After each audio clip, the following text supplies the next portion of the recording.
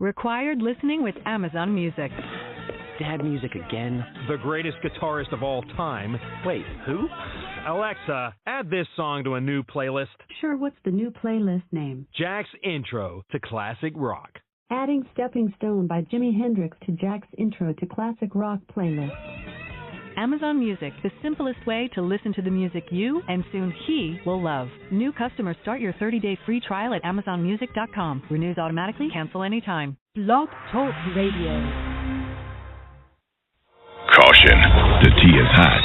Blow it off first, okay? Dish and tea with Big Meech.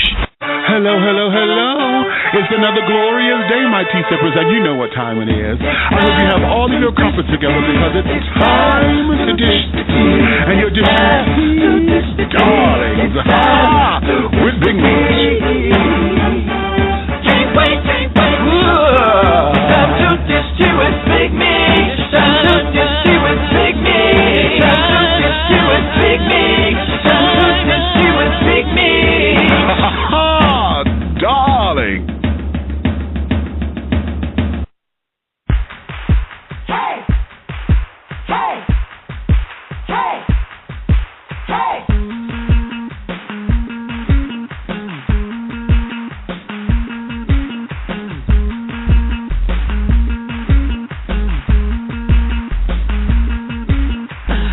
I've been called so many things. Been called a diva, gold digger. Some say I'm just plain mean.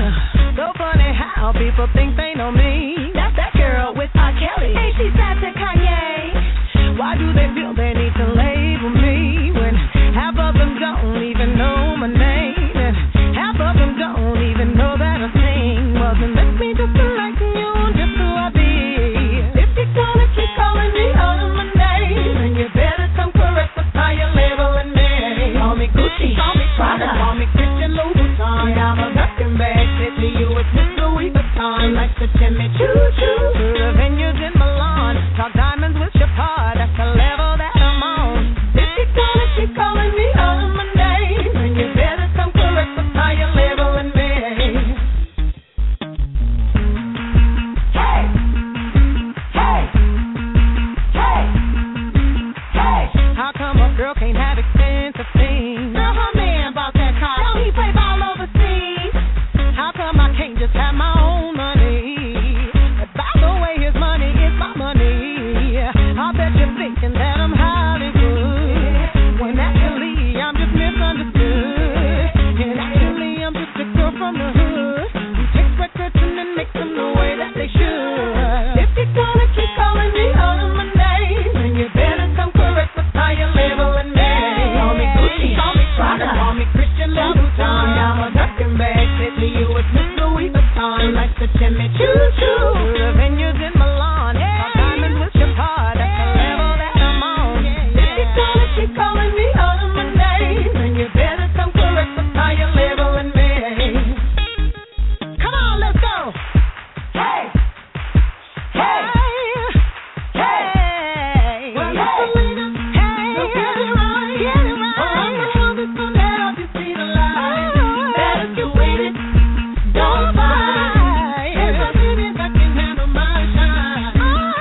If you don't label me, baby, you better give me my credit. If you don't label me, baby, you better give me my credit. If you don't label me, baby, you better give me my credit. Label me baddest chick on the planet, and don't you forget it. If you're gonna keep calling me out of my name, then you better come correct with how you're labeling me. Call me Gucci, call me Prada, call me Christian Louboutin. I'm a ducking bag, say to you it's Miss Louis Vuitton. Like the Timmy Choo-Choo to the vineyards in Milan. Talk diamonds with your part, that's the level that I'm on. If you're gonna keep calling me out of my name, then you better come correct with how you're labeling me.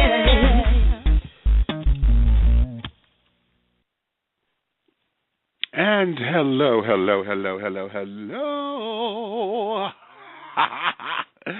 Hey out there, my tea sippers across the globe, honey, here in the United States and all over.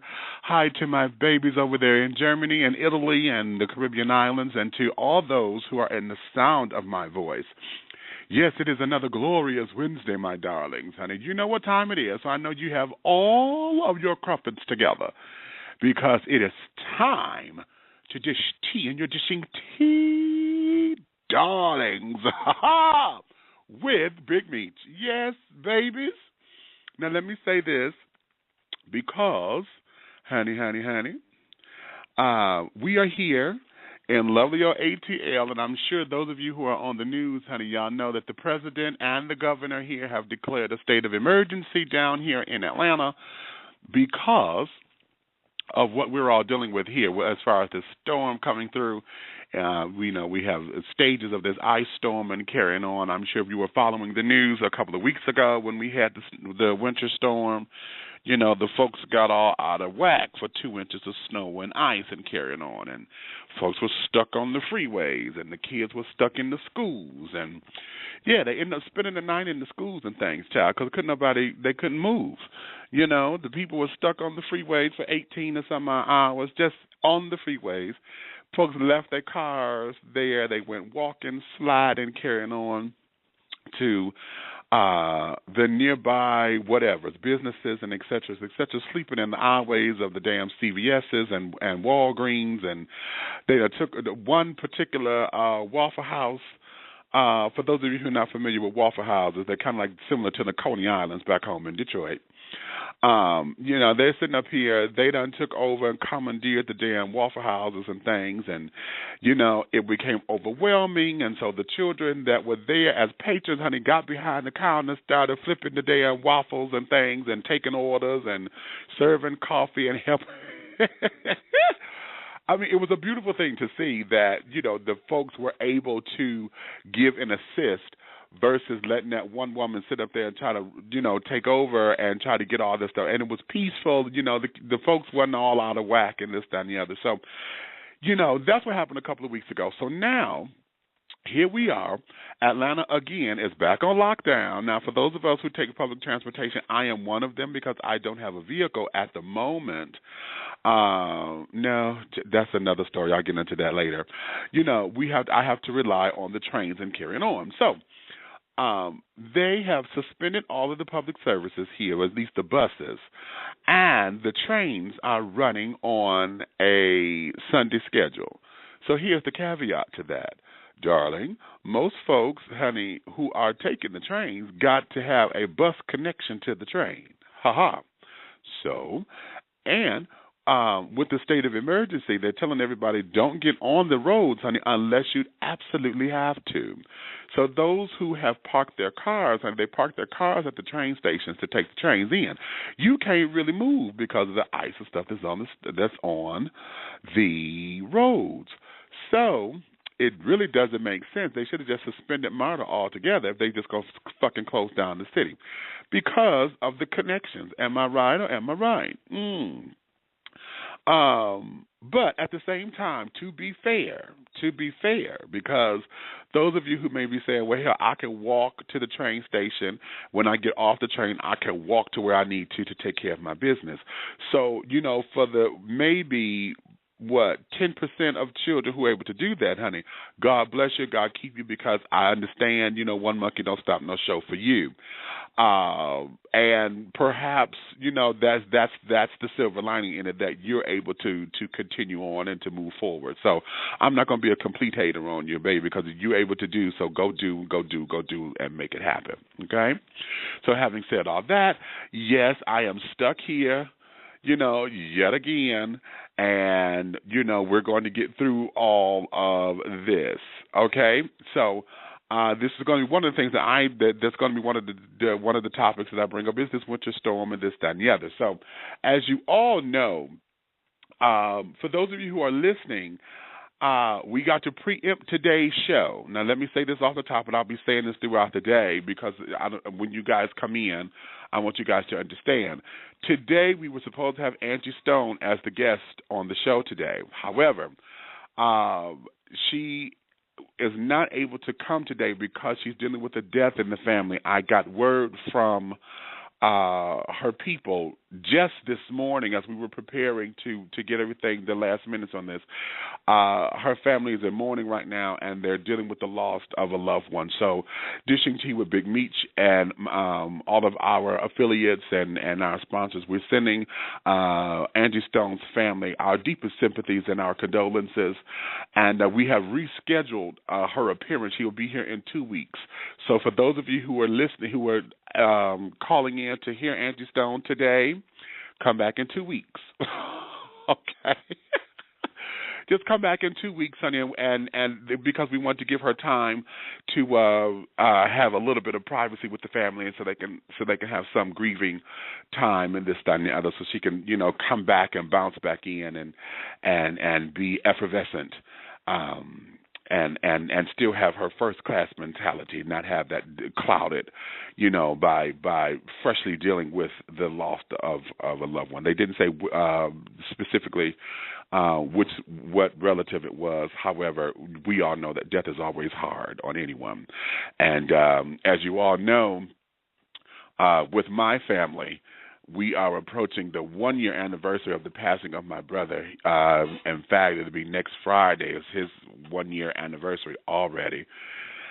And, so having said all that, we do understand and we have our condolences going out there. So today what we have done, we have made today a Don't Come Out of a Bag Wednesday, my darlings, where you are my co-host. So whatever is on your mind, I don't care what it is, honey, we could talk about it here, okay? However, now y'all do know the rules on Don't Come Out of a Bag, okay?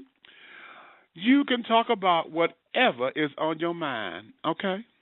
Whatever is on your mind. However, if you come out of a bag, do know that I'm going to come out of a bigger one, okay? Now, how about it? So, I'm telling you now, I am telling you now, and I'm a little bit wound up too. Oh, honey, please don't do it. Don't come out of that bag, sugar. Now, and I'm not saying that for you not to have a point that we may have a disagreement on. That's not what I'm saying. What I am saying is for you to get, one of those, fan-diggity twisted shits. Y'all know what I'm talking about. Okay? So, that there is going to be today. So, if you have anything that you would like to add or want to bring into the conversation, please feel free to call in at 347-205-9183. That's 347-205-9183. Just press the number 1 that lets me know you have something to say. You will light up on my switchboard here, and I will come and bring you in at that appropriate time, okay? If you're listening by computer and wish to join in, the tea room is open. Hey, Rode. Hey, baby. I see you over there. Thank you for coming on it. Rode, I love you. This is one sister, honey, who is a really, I have to do something special for you, child, because you were such a supporter. And we are going into our 5th year, honey. Do you know, you've been with me for, girl? Okay. That just hit me like that. Okay. So the tea room is open, so if you wish to chime in over there, please do so. Just note that you have to create a profile page in order to interact. Otherwise, if you come in, you'll be listed as guest, and then have a number by that title. And then you can read everything, okay, but you won't be able to interact. So I will say this about that. If you're over there in the tea room, please dish your tea responsibly. Y'all know this new technology, honey, we are all about the written word. Everything is written and things of that nature. So a lot of times we come into it a little prejudiced and a little stuck in our ways because of us having our own experiences and things, coming into it. So a lot of times you may think somebody is trying to neck roll you or trying to let you have it, and that may not be the case. So when you're over there, just dish your tea over there in there responsibly, please, because if I come in and find you cutting up, I am going to cut you out. Yes, I have the power to do it. Please don't test me. Okay, please don't test me, because I don't like, I really believe that everyone's voice is important and everyone's voice needs to be heard. But I do not believe in censorship. However, get crazy if you want to, and I will censor the shit out of you, honey. I would cut it out, and you have your voice, but your voice will not be heard here if it's going to be, condescending, or if you're going to promote any kind of hate or anything like that. Like I said, it's okay to disagree. Just don't be disagreeable. Okay? Having said that, let me go here. Oh, wait a minute. Okay, damn it, I missed the button. Let me go here. And Dishing Tea with Big Meech is for mature audiences, and the language and or subject matters that you hear on this program are not suitable for children or anyone who is not mature or responsible enough to handle the subject matters. So your listening discretion is advised. Exactly. Okay? Now, for those of you who know me, y'all know I have a potty mouth. I make no excuses for it. Okay? I'll be 44 next month. Honey, I've earned the right to every 3, 4, 5, 10, 15, 26, 37 word, letter, syllable, whatever, to come out of my mouth. And in this particular instance, honey, I've earned it. So now is the time for you to take the children, set them over in the other room or something so they can watch or listen to SpongeBob or Dora or Bert and Ernie, the big purple dinosaur, Barney. I don't care, honey. Now is that time for them to do that. If you're at work, now is the time for you to put your headphones on and or turn your volume down to a respectful level, because none of you heathens, bitches, fools are going to come to me, email me, see me, tap me on my shoulder, text me, and say that you got demerits or you got written up or somebody said something to you inappropriately or put you in check for something that, I said or whatever, because you did not govern yourself accordingly. So at this particular point, honey, consider yourselves warned. Do know this. I don't know what bag I'm coming out of. Just know that I am coming out of one. I can't guarantee it. So on that, just consider yourselves warned. Okay? Ha ha ha ha ha ha. Yeah, yeah, yeah, yeah, and yeah, yeah. I'm having fun with that one.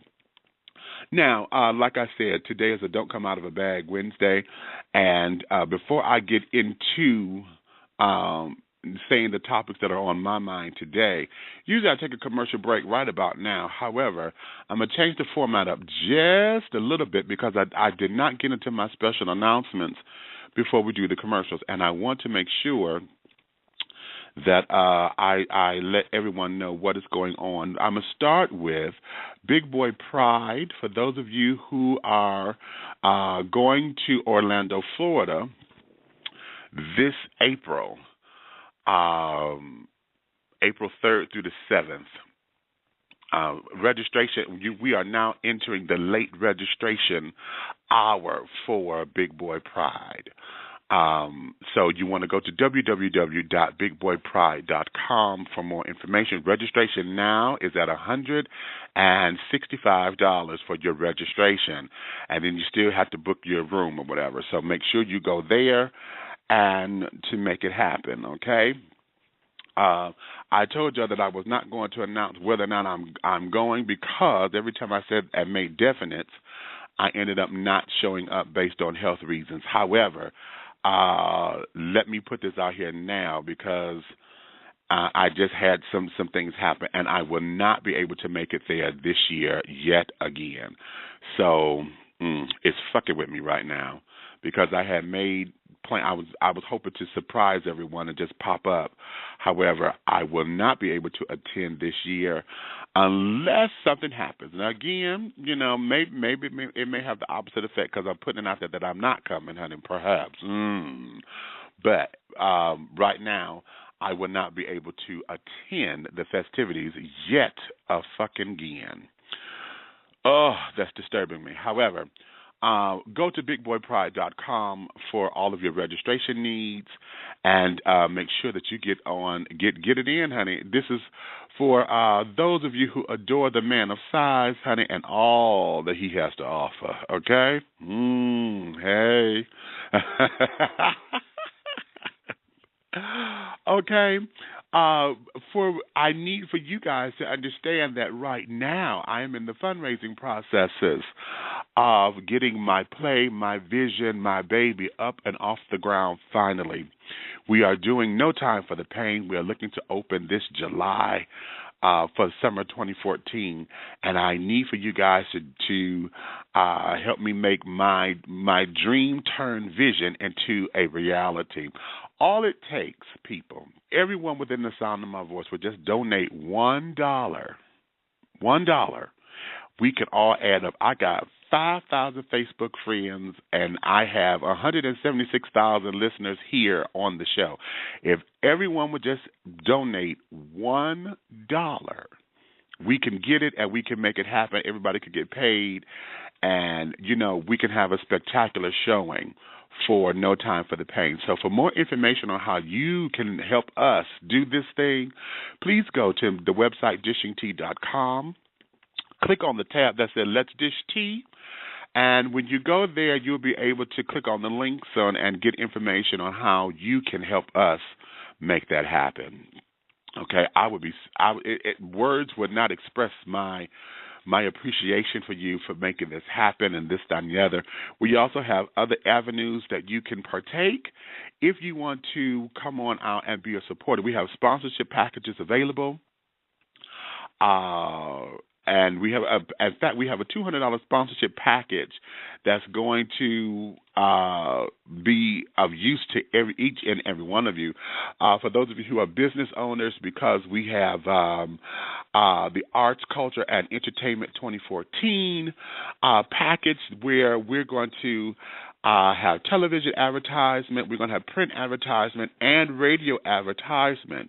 So a $200 investment can get you all of that. That's unheard of in this particular marketplace. However, that package is yet available. You can find out more about that by contacting pharaohstreasurebox.com or contacting the artistic director, Peter Jackson, at 248-688-5178.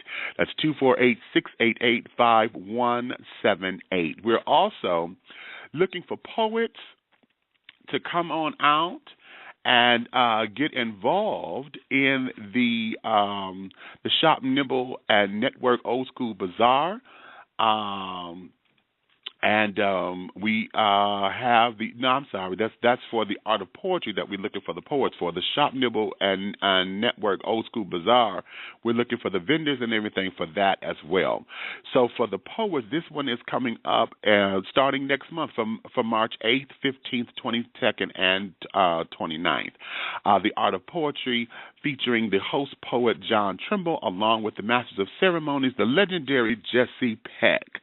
Y'all know him, honey. He's that rich, deep bass singer for the legendary Spinners, honey. He's going to do something incognito and things of that nature. So while he's on break, he's going to make from his touring duties with his singing group, he's going to come in and be Masters of Ceremonies for us. He's a Latrobe Desert member, honey.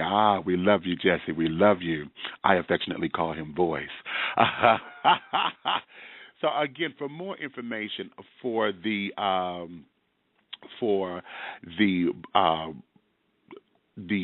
Art of Poetry, please contact Pharaoh's Treasure Box at 248-688-5178, 248-688-5178. And this here will be hosted in 2 locations at the Maggie Community Center and also at Joe's Cafe Gallery.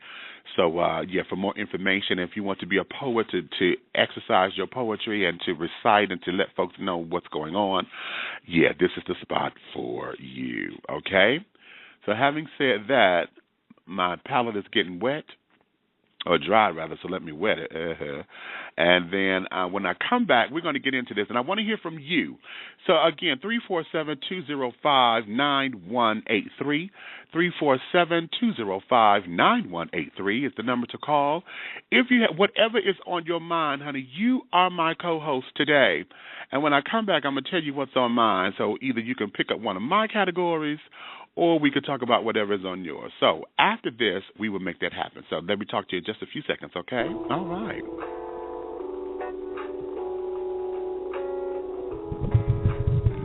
African Easy Silk. Beauty products designed with healthy hair and skin in mind. African Easy Silk products are manufactured with the highest quality ingredients. Our products contain special vitamins and oils designed to promote healthy hair and skin. Treat yourself to that luxurious feeling of being soft and supple as you bask in our bubble baths and body lotions enriched with emollients like African shea butter, vitamin E, and olive oils to condition your skin. Delight in the wonders of the African Easy Silk hair care maintenance system and relaxers, formulated to promote hair growth while leaving your hair soft and silky. To get your supply of African Easy Silk beauty products, contact Mr. Harvey at 313-571-6144. That's 313-571-6144. Or go to the website at www.aezsilk.com. That's www.aezsilk.com. African Easy Silk beauty products. Products designed with healthy hair and skin in mind.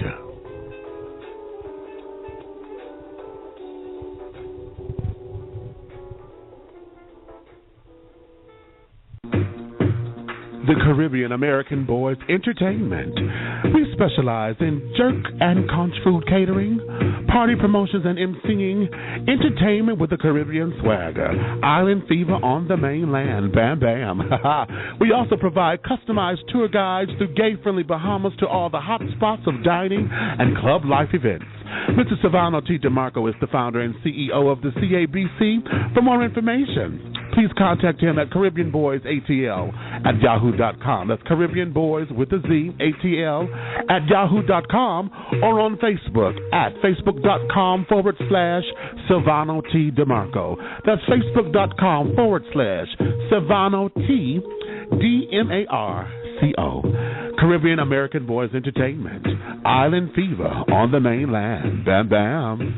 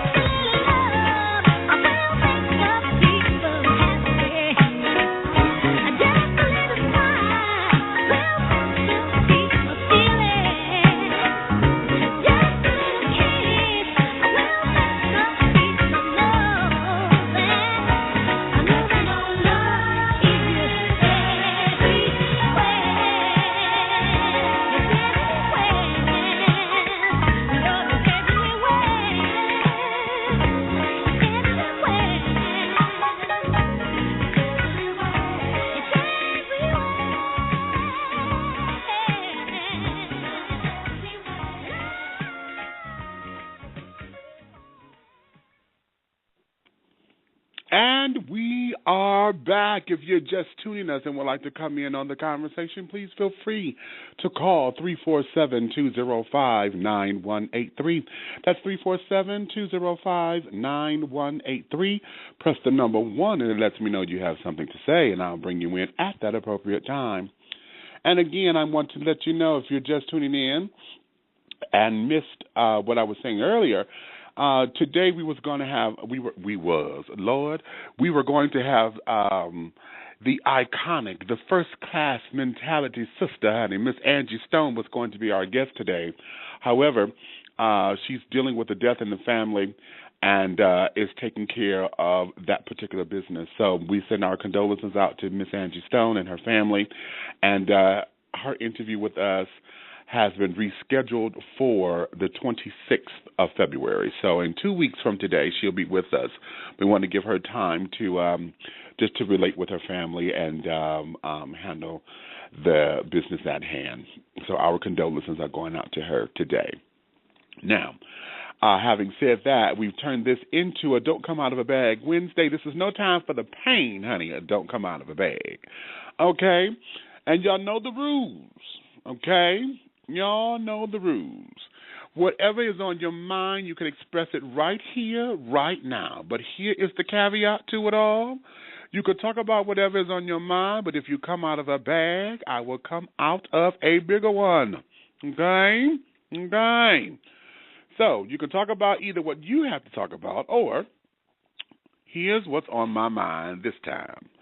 Now, y'all have heard, everybody I know have heard about Michael Sam, honey. You know, this is the soon-to-be the first openly gay football player in the NFL. Okay? He's about to be drafted. He's considered to be either somewhere between the 3rd and the 5th round pick. You know, he's come out before the draft, but he had already come out, you know, to his college members and his college teams before the season. Now, he was out, he was thoroughly supported, and he took that college team all the way to the Rose Bowl. They won the little championship that they won. He done won most valuable player, and this, that, and the other. He has wonderful stats. In fact, he has to have beautiful stats because he's considered to be drafted in. Okay? But there's a whole big old thing about this. You know, the whole uproar about it. So why is the world in such an uproar? Okay? Now, we have obvious reasons and carrying on, but that there is on my mind. And I found something earlier. I found something that is going to be absolutely fantastic, and that is his father has finally made a statement. I didn't know he was a junior, Michael Sam Jr., but Michael Sam Sr., honey, has said something in the news, and I'll be reading that quote in just a minute. Okay. Another thing that's on my mind, of course, you know, as I said earlier at the top of the show, this whole Winter Storm 2014 Part 2, Atlanta is back on lockdown, honey. Ugly. Okay, so, you know, in understanding that and talking about, you know, the winter storm, you know, this goes into global warming and all of this. So what are your thoughts on that from that particular perspective? You know, let's talk about, you know, the climate. You know, we a lot of these southern states are experiencing stuff in a way that it never has, you know. Now, y'all know the last time, you know, like I said, I am not sitting up here going through all of this doo-wah-diddy hoopla and carrying on about them not knowing how to handle snow and ice and carrying on. I've been down here for almost 7 years, and since I've been here, there has been some form of climate change, and the precipitation that we have received down here has been in the form of snow and ice, okay? So, in the beginning, yeah, I understand it. You did not know how to handle it, but you should have some idea of it now. Okay? And, yeah, so a lot of the stuff and a lot of the things that they're going into, honey, is really baffling me. The news reports, honey, since 4 o'clock yesterday morning, okay, yesterday morning, we have been inundated with nothing but the weather news.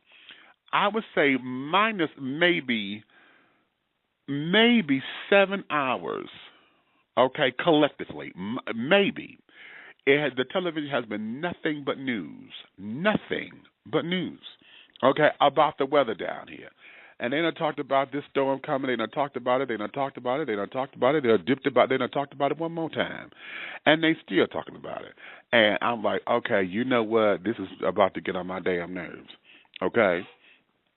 So, having said that there is on my mind. So what are your thoughts about the whole thing? You know, are you here, those of you who are listening are in the southern states or whatever and experiencing some of this melee with the weather? I encourage you to weigh in on this, okay? Come on in and weigh in on it, all right? Now, another thing that's on my mind is this, and I want you guys to come in on this, and here we go here, okay? And that is from mentor to predator. Okay? Why is it that older gay men seem to prey upon the younger generation? Okay? Now, one of my spiritual mentors, Elder Claude Bowen, Elder Claude just reminds me so much of me. You know, so I'm looking like 20 years ahead of myself when I see him because, you know, our mannerisms and how we carry ourselves is quite similar, you know, and some of our philosophies and things and how we get through things, you know, he just reminds me so much of me, 20 years my senior, so I can only imagine what he was like in his heyday. Ooh,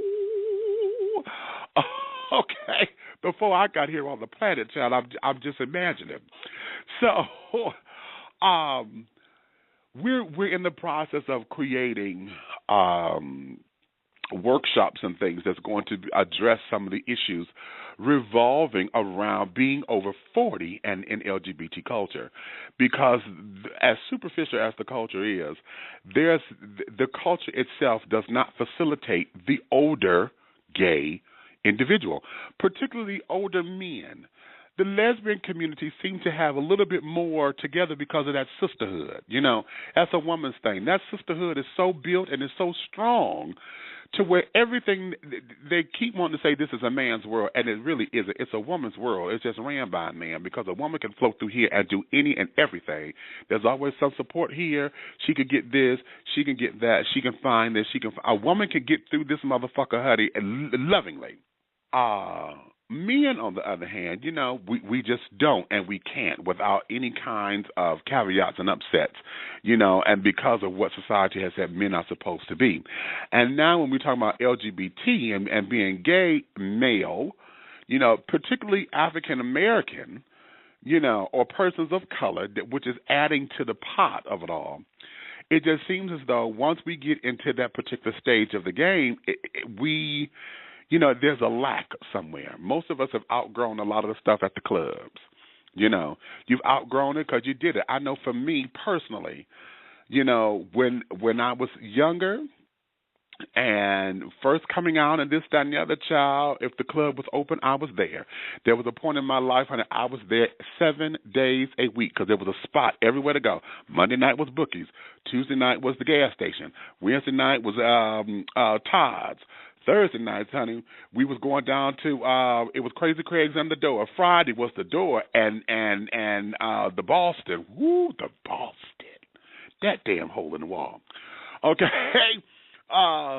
Saturday nights, honey, we went back to Todd's, and then the after hours was bingos. Sunday nights, honey, we was back at Bookie's. Baby, you understand, honey. Okay. We were there. And then, of course, there was other clubs that come popping up or whatever.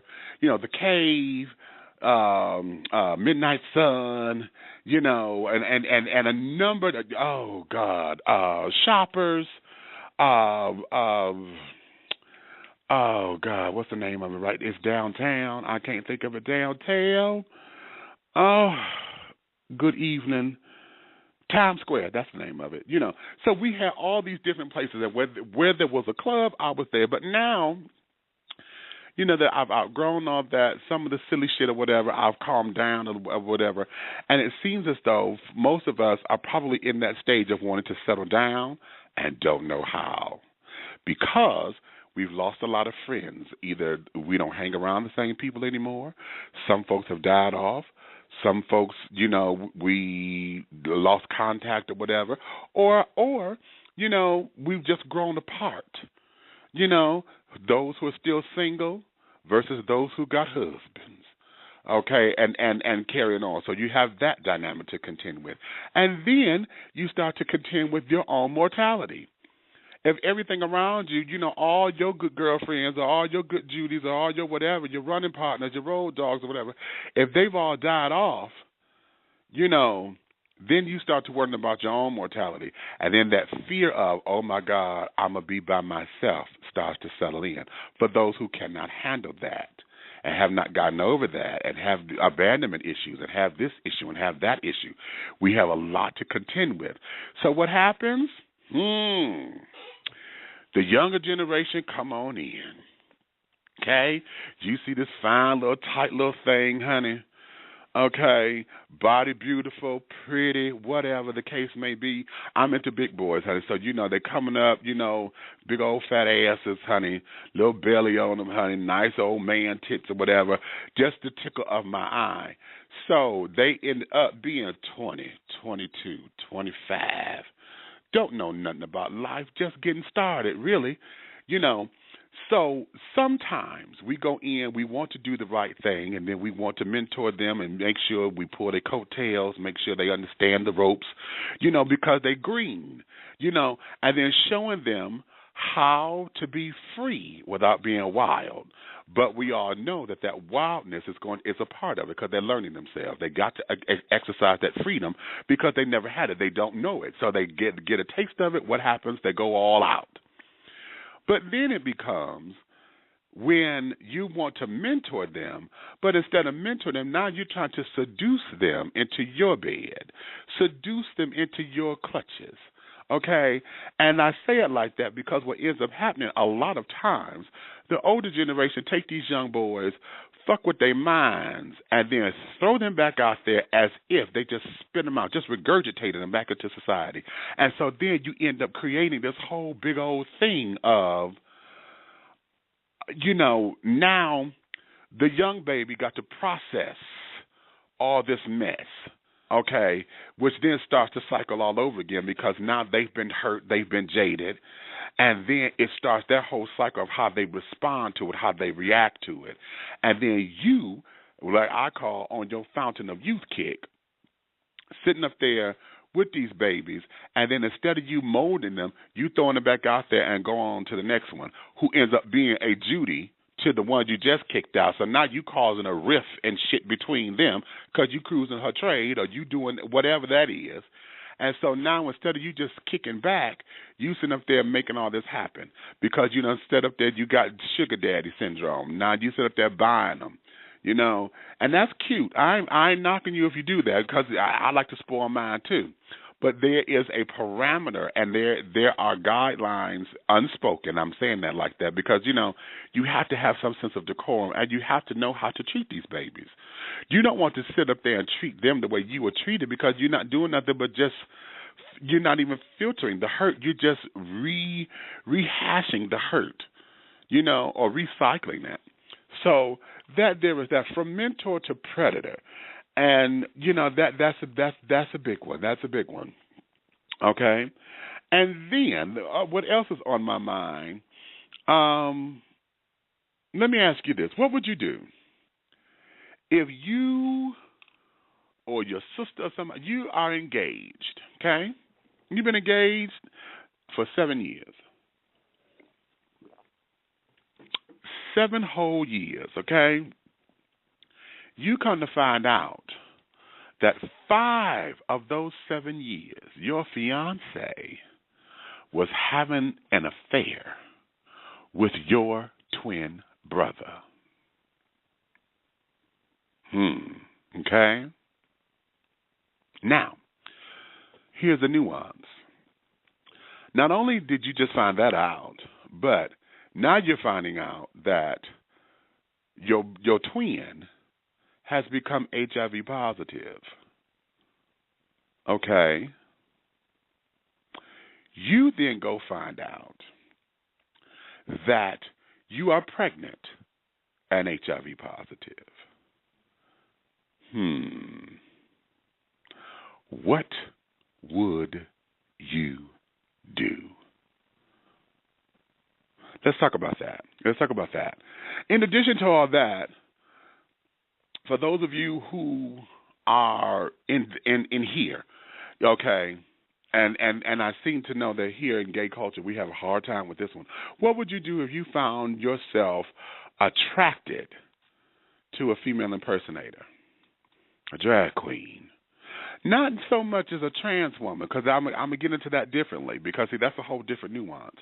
But let's start with the impersonator. Those who do this as a career. Those who say, okay, yes, I make a living at putting on hair and makeup and pumps, but I live my life as a boy. Okay, where everything in you says, now I don't do drag queens. Y'all know how we do in the community, honey. We quick. We real quick to sit down there and say what we don't do, or they too womanly, they too this, they too that. But secretly, you find yourself attracted to them. You find yourself not knowing how to do it, not knowing what to do with it. You know, how do you handle all that? Okay? What do you do? Okay? What do you do? Now, and then here's another one. And gay children, I want y'all to think about this. Does it upset you to know that a trans person can legally get married when gay folks are still fighting for the right, and a trans person can get married legally in all 50 states? A gay couple cannot in all 50 states, and that's what we're fighting for. Does that bother you? Let's talk about that. Okay? Let's talk about that. So we got a lovely old hot pot, honey. A lovely, lovely, lovely old hot pot. Okay, you got crumpets, sugars? Okay. Oh, the phone lines are jumping. Look at this. Look at this. I'm going to start here. This is a new number for me. 313-434. 313-434. I'm going to start with you. Hello, my darling. You're dishing tea with Big Meech. Hi. I know you know my phone number. Carwan Regina Dixon. Don't even go there. That's my number. Hold on. Let me dish my tea real quick because you got some wind on you. I'm in Detroit, Michigan, where 500 water main breaks have happened, and y'all talking about 2 inches of snow stopping everything. Y'all breaking into my Olympics with the Atlanta weather. I am sick of it. The gay football player, get a boy the damn shoot, because he the first one going to be in the NFL. The basketball boy, he wanted the shoe deal, but he never got picked for a team. This boy, give him the shoe. Okay, give him the shoe deal. He wants the shoe deal. Get that money. I'm not mad. I am not mad. I mean, he's talented. The boy is talented. Him being gay don't mean nothing to me. The boy can catch the football and run real fast. Ha! Anything past that is personal. That's his business. Okay. Mm-hmm. Okay. All right. Well, okay then. I won't even go there because I know you got something to do. But keep your mic on, and when you got to dip out, just dip, because what I will do is go here. I'm going to open up a couple of other lines because I got 989-790. Your mic is open, honey. Come on, baby, talk to me. What's going on? Child, it was so many of them. I'm trying to keep focus on one. I said, one thing I this child started today, he's just all over the place. Lord have mercy. Lordy. But it was one I was trying to remember, and then you going, and I can't remember it now. Oh, my goodness. Okay. This was one of the relationship words. Okay, the relationship was it with the old children or was it with the trans children? Well, both of them are good ones. The old children, child, well, the predator, that's the one. Yeah, that's the one. Uh-huh. Okay.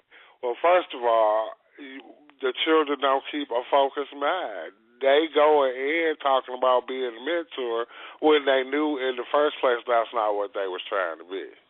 Ooh. If you're going in to be a mentor, keep your mind focused on that.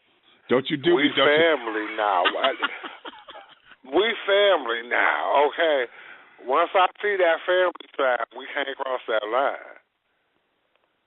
Okay, right. Right, go in on that. But they don't go in on that. They go in on the fact is that's a cute little boy. Let's go see what's going to happen. I'll pretend to be daddy or mama today. We'll see. Okay, right. That ain't cute. Okay. Interesting.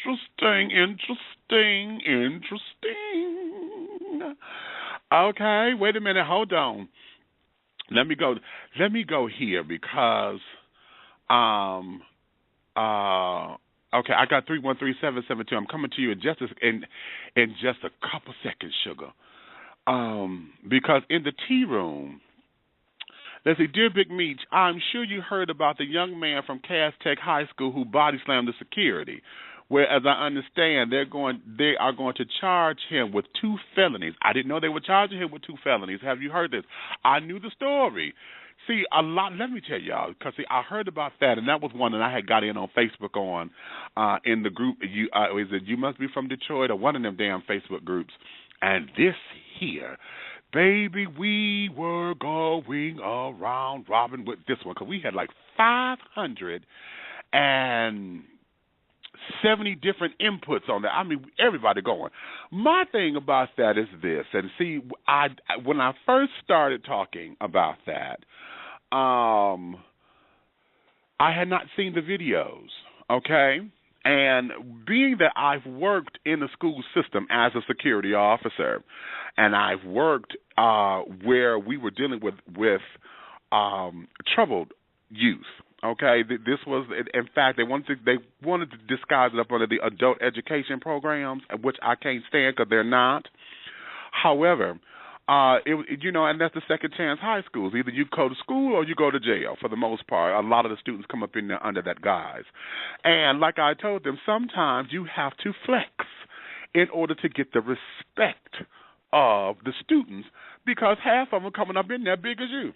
I'm 6 at the time. I'm 6'4", and at that time I was like 365 pounds. So when you got a 17-year-old who's damn near matching you pound for pound, he don't see you as a threat until you stomp his ass or at least put the fear of God up in him. Okay? Right. I wasn't having it. I was not having it. And so in that, before I saw the video, I was like, okay, that there is a nuance, so we need to see what's going on, because if the security officer was up in there trying to play badass, and he got flipped, then okay, I could see how that got out of hand, or whatever. But if the student was one who was trying to flex or whatever, and the security officer, there was a confrontation or whatever, and the student was trying to prove a point, then we have to look at the dynamics of all that until I saw that damn video. Well, Sugar Plum, when we saw the video, it was like on 2 or 3 different angles, okay? The student who happened to be the star football player, okay, he got scholarships. This boy's about to get picked up at all these different colleges and carried on, okay? Okay. He was told that he had his hoodie on, and he was told to take the hoodie off. Well, apparently, he's star athlete. At least in my mind, let me not suggest that. In my head, I'm seeing him being a star athlete thought he had privileges, because what showed on the video was he was defiant. And the security guard was like, you got to take that off. And so the boy pushed the security officer first. Okay. Okay. The boy pushed the security officer first. Now, here's a caveat in all that, because now the child is 17 or whatever. The security officer looked like he was a student of the school. He was just 21. He about the same height and everything as the dude, as the student in a security guard uniform. So automatically, I already know that his time there at that school was already being pressed, because you coming up in there trying to be an authority figure, and all you got is 5 years on these kids, at the most part, and they did not respect him. So I gleaned that just from that immediately. So as this went on, the security officer went to go and he's protecting himself. I think he tried to push him back, and there became a scuffle, and the student picked him up and suplexed him. Oh. I thought when I heard about it that he did the little side kick, the little side swipe kick fall slam. No, he picked this man up and suplexed him on that concrete floor. Oh. And then walked off talking some, nah what, nigga, nah what? Really? Oh, motherfucker, you did that shit on purpose. Oh, hell no. No. And everybody wanted to sit down and talk about, don't take his scholarship from him. This little bastard knew exactly what the fuck he was doing, and whatever punishment come his way, it's because he asked for it. Listen, the man said take the hoodie off. Now, if you're going to bump your gums and talk about how much of a punk he was or whatever, fuck that shit. That's what you should have did. But you sit up there and caused that damn altercation, and now your whole livelihood is in fucking jeopardy because you trying to flex. Kiss my ass and take your punishment. Now, those are my sentiments. I said it, and I approve this message. Hello. Okay? Now, that's for the tea room. And who was that said that? Oh, Pharaoh's box. Okay, that came from you. Hey, baby. Okay, yes, I love it too. Thank you, sugar. Okay, no. And the kids said up there, they went through they went through this, that, and the third about wanting to tell this child this, they wanted to do this, that, and all, the punk security guard this and the punk that. Somebody else who was a security guard was saying how he shouldn't, his role as a security officer was to report, detect, deter, and report. He should not have put his hands on the guy, this, that, and another. I said, that's a motherfucking lie, honey. That's a lie and a half, because ain't no student going to put their hand on me and think they're going to walk away from it. No student. Yes, my job would be on the line, but no student in a school is going to have the audacity to put their hands on me and think they're going to walk away with it unscathed. All I'm going to do is go run and tell the principal, you's a motherfucking lie, and I'm a grown-ass man. You's a lie and a half, and that came from the pit of the deep west side of hell. No. Not the deep side. No. Because, because at that particular point, you do not respect me, and him being the star football player, and how prestige is. If he could get away with it, then everybody else is gonna get away with it and punk you out. You know what I'm saying? So you got to hold your ground. Hell, there's what we were taught when we was kids. When the bully come up, you got to get the one with the mouth, because the one with the mouth is the one everybody looking at. Mm-hmm. That's the shit. We learned that as kids, and you ain't never shit. Okay, hello, children. Hello, goodbye, good evening. Yeah, I said it, and I continue to say it, and I mean it. Yes, I do. Okay? Okay. Can't mad at you.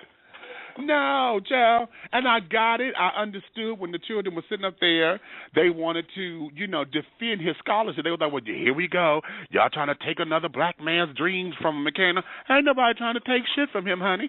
He did. He gave it away. Hello. He said, here y'all go. Take that. Right. You could have that one. Okay. As if you got several other offers. I was like, oh, no, honey. No, this is a consequence.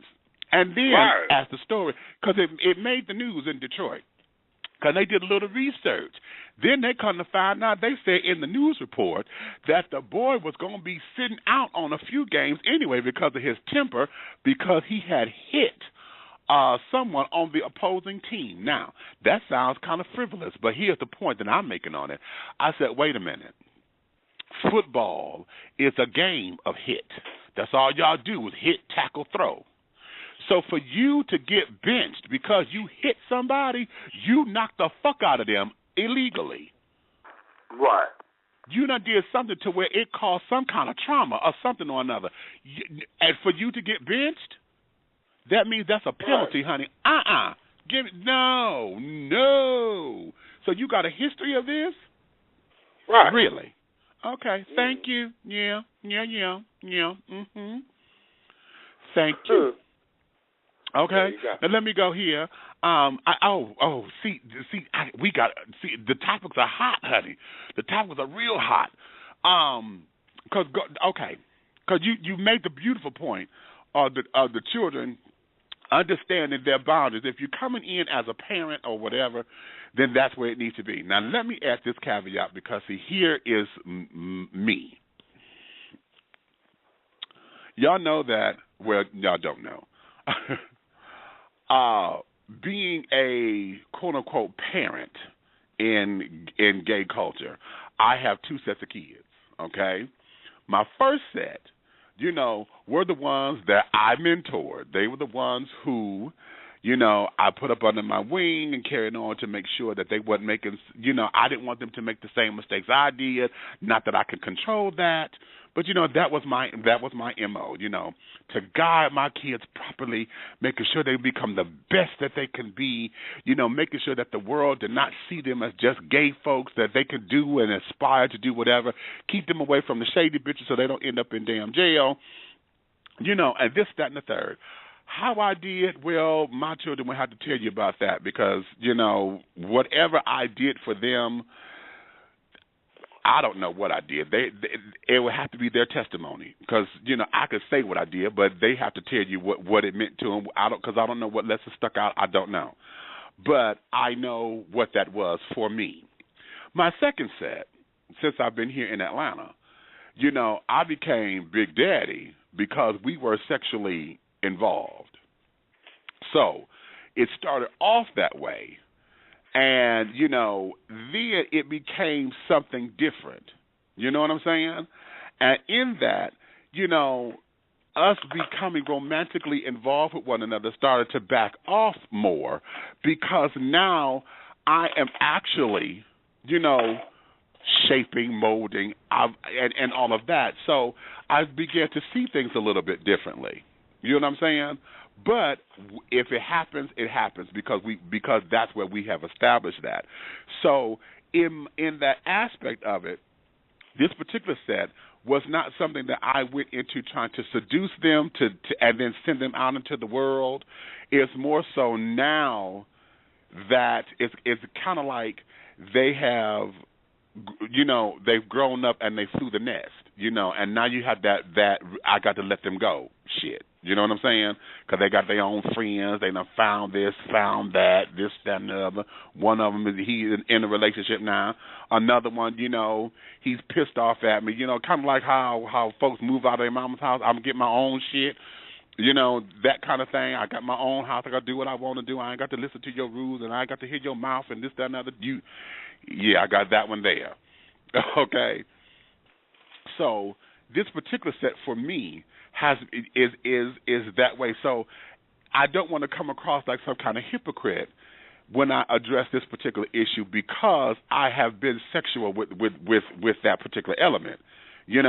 However, I will say this, and that I have not ever been one who go and prey upon the younger generation because most of the time they're hunting us. And I was one who was like that. I've always been attracted to older men and this, that, and the other, and they come after us. A lot of times it's because the culture itself is so superficial, and some of them are looking for the daddy, the whole daddy complex. Some of them are looking for the sugar daddy because they've been told, no, you don't let no man do this, honey. You better get all that you can. And then when you got one that want to spend money on it, so it's that instant attraction or that look, that feel. But the ones who I'm talking about are the ones that prey upon these young folks. They always claim, oh, I'm just attracted to younger men. No, No. I'm not going to give you that argument 100%. Because somewhere in there, how is it that someone younger than you, especially when you got 20 years on them, this child is young enough to be your child. What is it that you say that now that I'm in my 40s, all I'm going after is those who are in their 20s and carrying on? That there is something that I need to look at. I've always called it folks looking out at, at the fountain of youth kind of thing. Now, okay, if it's just if it's a quick little twirl or whatever the case may be, I got you. Okay, I understand it because we're all human and it happens. But when you start to prey upon them and then use them for your little carnal pleasures and then spit them out and don't prepare them or give them the tools or just treat them like a little trick, then you start to set up and your MO is outlined as to your character or how you've been hurt. At least that's how I'm seeing it. So if anybody have a different perspective on that, please call in and let me know, because that's how I've been seeing that, how folks have been interacting with one another. And as I was telling the elder, a lot of times it becomes status. See, like I said earlier, you're scared to be by yourself or this, that, and other. You still want to make sure that you got it and that you can still pull. And so you got this little cute little fine thing on your arm. And so now when you take them around all your crew, everybody know you paying for it, number one. They know they already know, okay, bitch, you know that's a young boy, you paying a couple of dollars. Okay, that's cute. But the read is, bitch, look how fine he is because I can still pull it like that. And you cannot. That's the read. And so that becomes status all over again because the status that you once had, you don't have it anymore. The kids ain't flocking to you like that. You was once the smart one, honey. Well, somebody else that came along, you're not the smart one no more. Okay, so we have that to contend with. So that there is where all of this comes into play. And it becomes little semantics that get blurred in the wash. It gets blurred. But it becomes a whole big to-do. And I want to say that it's a psychological thing because of what we're dealing with. When we're dealing with mortality, when we're dealing with being alone, especially when we were in our 20s and carrying on, we always said, oh, child, by the time I'm 45, honey, I'm going to be settled down, have my husband, have my man, and here you are 56 and you single. Come on now. Come on. All right, now let me go here. I'm going to bring you into this conversation. Let me start. I got a new number, 248-915. 248-915. Hello, you're dishing tea with Big Meech. Hey, Meech, what's up? Hey. It's Curtis. How y'all doing? Hey. Hey, listen, I've been listening to this conversation, and there is a dynamic. Let me get the clear topic first. I came in on the talk about the boy playing football whooping the security guard. I used to work in the public school system as well with special needs children, emotionally impaired kids. Which, after them boys get hit so much, they all become a little nuts. Okay. But they also are revered as gods in a sense. Exactly. This sets the dynamic for the Ron Arteses. What's this boy that's on trial right now from Atlanta for killing the girl? Oh yeah. The boy that left, I burned up his house because he fucked over her. They get this symptom that they're the gods. If you're not an actor or a high-paid actress or actor or performer, or star here, the second to them, and sometimes even before them, are the athletes. They have a thing of they are not to be touched. They can do whatever they want to do and buy their way out of it. Okay. A lot of these kids come from the hood, straight up hood mentality, never been taught how to discipline themselves, but they don't understand that. A lot of them go to these regular schools, they get there, and that's the biggest exposure they've ever had. Right. They are taught to not deal with consequences or to fight their way out of consequences. And then to disrespect the police. I mean, you riding around, you got the boy that was riding around here with all the weed in the car and cocaine and stuff on the football player. And when the police stopped him, when he rolled the car over and killed the boy, he was like, damn, he dead? Well, bitch. Okay, right, okay. What you thought was going to happen, honey? you know, you driving a Ferrari and all of this stuff, and again, they're revered as untouchable. This whole thing, you said it so best about, you know, you being in school working with these kids. That I was a parapro, which is, you know, and working with emotionally impaired kids. And there was this guy, William, I will never forget William. William was 15 years old and weighed 429 pounds. I was 300 with some military experience, but baby, the boy bucked up against me one day. And I was sitting in class, and he bucked up and he asked me what the fuck was I going to do and charge me. I stepped to the side and tripped that bitch, and he busted his head on the desk and got stitches. And then they wanted to reprimand me. Me? Okay, right. I was like, bitch, go for it. Y'all will be in court because y'all know this motherfucker is nuts, and I'm not going to take this bullshit. No, I'm not going to tussle with this fat bastard. You made it up. At that time, I'm 38, 39, and I'm still too young to be hurt by some bullshit. No. Exactly. I don't think there's enough. I don't think there's enough support in the administrative system in schools to support the teachers, parapros, or the supporting staff for situations like this. And exactly. For those kids that have something to say, those were just his friends that were arguing. But talk to the people that he done bullied in the school. Okay. Talk to the people, you know what I'm saying? Exactly. Because that attitude didn't just surface that day. You know, and I bet you when you really look at it. No. Because you got the bullies, the kids that he bullied, and then you got the ones that's praising him for that bullshit. The ones that did, oh, man, you the nigga, you my nigga, dog. All that shit. Okay. The cheerleading section. Yeah, right, the pom-pom squad. The rah-rah girls. The rah-rah girls. Okay. Right. But see, the real support or the real training starts at home. The real training that starts at home. So not only should they prosecute his ass, but they should get his mammy and his pappy as well. Ooh, how about that? That? I mean, come on, you think about it, because that shit didn't just show up that day. Okay. That shit didn't just show up that day. That is indicative of other problems. You talking about he was already benched for whooping folks' ass on the football field. Right. You know, what kind of decorum is that? And he's not being reprimanded at home. You kill him. You kill them all. We don't get you to the NFL. And I mean, I support sports, don't get me wrong, but I support the athletes who actually show some decorum in ethics and how you treat other people. Yeah, your purpose is to win, but at what expense do you harm somebody? You know what I'm saying? Right. And we're not talking about this. Wasn't even on the field. This was your behavior outside of the field. Okay. Your football ethics and all that shit takes place on the field, not in school. And we talking about asking the boy to take off a hoodie and you want to show your ass? Really, exactly. Bitch? Really, bitch? Exactly. Hello. Yes. And then when we talk about, I heard you talking about the children dynamics. Well, I'm a biological father. My son woke me up this morning calling me, and he said, you know what, Dad? I really thank you for some of them ass whoopings you gave me, because he said I'd be done went to jail. If I didn't have a moral responsibility or some moral understanding based on the stuff you gave me, and this was just this morning, he said I would kill a motherfucker real quick.